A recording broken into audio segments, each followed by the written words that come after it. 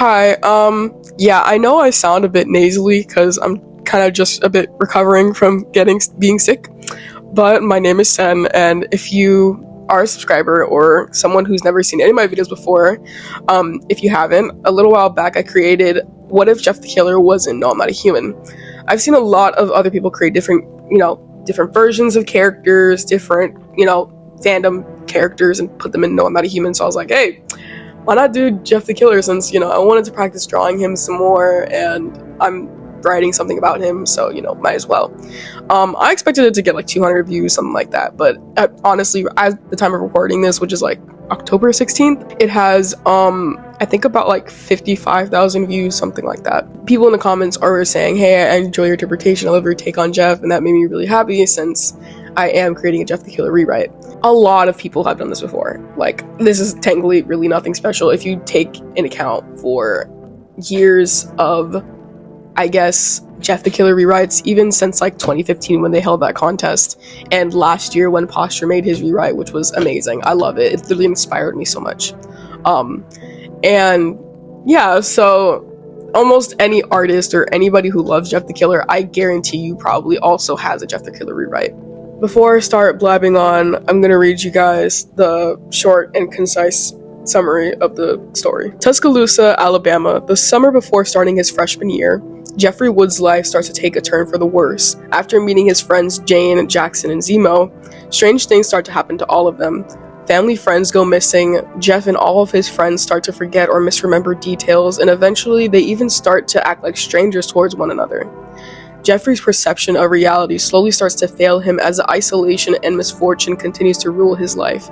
Desperate to find answers on how to stop the spiral he's found himself in, he soon realizes his future is inevitable. As an aspiring writer, I love writing dynamic characters, and I love writing slow burn stories, if that makes sense. As much as I love the he was a monster and always will be, always was, it is a terrifying thought. I wanted to do a version of Jeff that was someone who wasn't just, a batshit crazy serial killer who's just bloodlusted. Like, yes, he is insane, but he still is human. I wanted to create this take on Jeff that represents what happens to someone who slowly starts to lose themselves. Someone who's been trying to fight against losing touch with reality and believing in something that they would have, laughed at the possibility of being true a couple months prior. A version of Jeff that wanted to become a good person but failed because he gave into the ill-fated future that awaited him. Just a kid who had faced doom, tried again and again to fight against it, but had lost. That's the version of Jeff the Killer that I wanted to write about, And not only Jeff, but many other creepypastas that I feel like were never, or at least not to my knowledge, got a proper rewrite. Characters like Liu, Nina, Clockwork, Jane, and Eyeless Jack.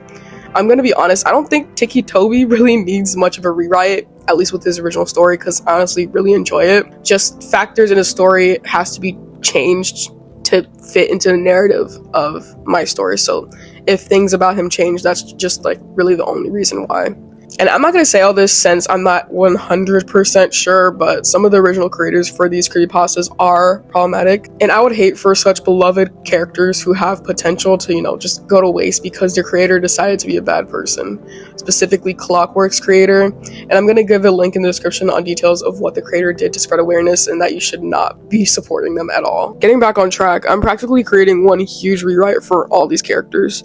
I just thought this, this would be a cool and fun project to do, not only for writing practice since I intend to become a writer one day, but to give the fandom something new to talk about. I'm sure I'm not the only one who loved the idea of characters just interacting with one another or having some sort of acquaintanceship or relationship to one another. This story is kind of my excuse of doing that in a sense, but trust me, it won't be in some, nonsensical way. The only thing that makes it feel unrealistic is the fact that so many of them are in the same town at the same time, and, you can't really do much about that, so you're just gonna have to ignore that part. But yeah, in short, the theme of the story that I wanted to showcase in all these characters is, how would you live the rest of your life knowing that you're ill-fated? In my interpretation, which is heavily inspired by Marble Hornets, I love Marble Hornets so much, and the new Rosswood that just came out, you guys should go watch it, it's amazing. But yeah, the Operator, or Slenderman, whichever you want to call him, he represents doom. As edgy as it sounds, yeah, I know. Once you interact with him or anyone else who has, your life is no longer your own, and each character in the story represents how someone might go about living their life after being exposed to the operator. Some people might just unalive themselves, some might express anger towards others, which can manifest into blind rage, revenge, or misdirected anger towards a person, a group of people, a place, or even a concept. And eventually, they would just lose themselves in certain fantasies or beliefs as a coping mechanism.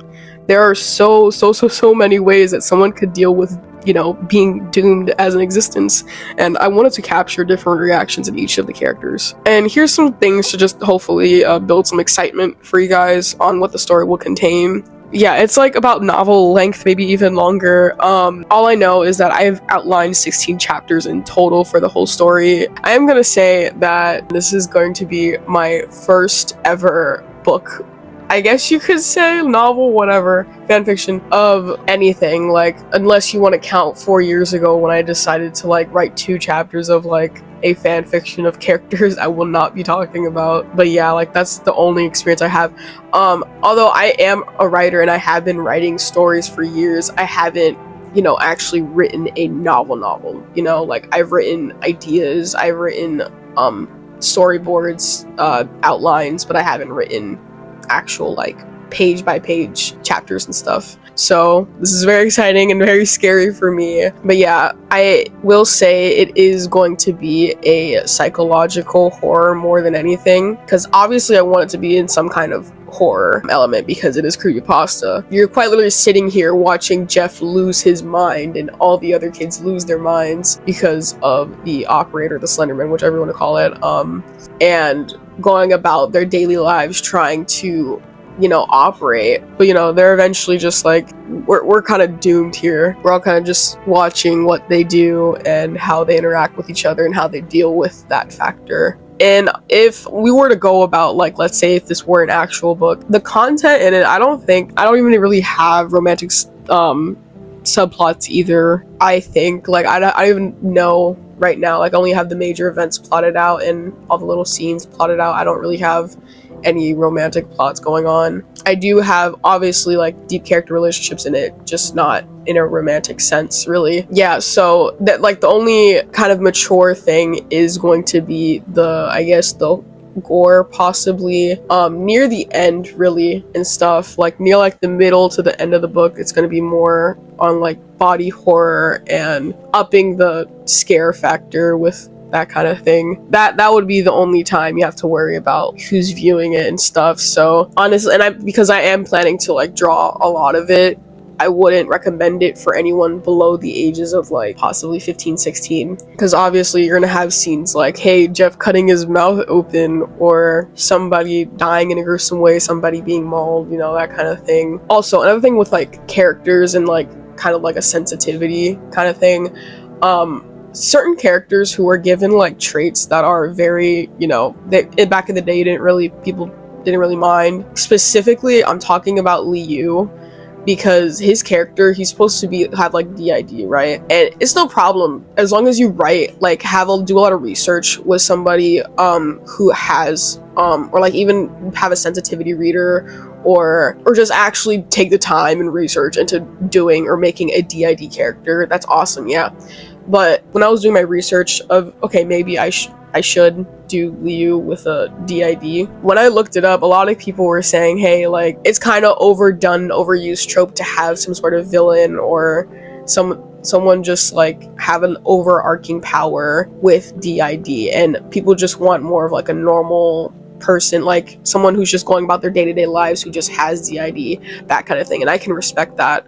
So honestly, I feel like Liu having DID is an outdated thing, so I still kept the idea of another persona, but I was like, okay, what can I do with that? As a person who does write and draw, there's a such thing called personas. So I was thinking, hey, and I think like in the story too that Liu did have was an artist or something. If he's an artist, wouldn't he have like some type of his own character? Possibly. Not all people do, but most people do.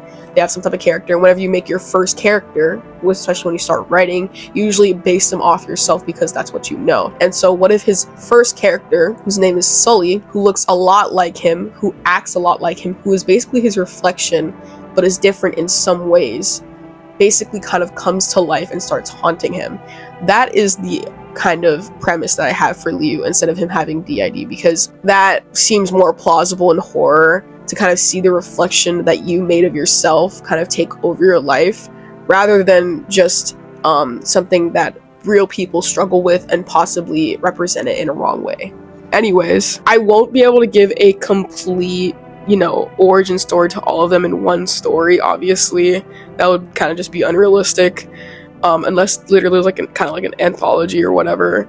But most of the story, like, obviously is told from Jeff's point of view. There are chapters where there's like slight point of views from other characters, like main characters like Eyeless, Jack, or Jane the Killer, before they were Eyeless, Jack, and Jane the Killer, obviously. But it's not too much on them. It's mainly Jeff and everything from his lens, that kind of thing. The creepypastas that are in there, like Nina the Killer, I know that a lot of people hate her character because she's like a Mary Sue or whatever. So honestly, I've known about her story before, so I went and read it or like listen to it, because it's kind of hard to find. So I kind of just had to look, like, deep dive online, and what I found was not the best, obviously. So I had little to nothing to work with. So I kind of just took characters from her story and planted them in the story that I was writing, and kind of reworked them around the theme and the characters and stuff, so that it would actually make sense, Since I don't want to yap on and on about the characters and little things I changed about them, I'm just going to be creating like a little either slideshow on TikTok and possibly like a little video here on YouTube.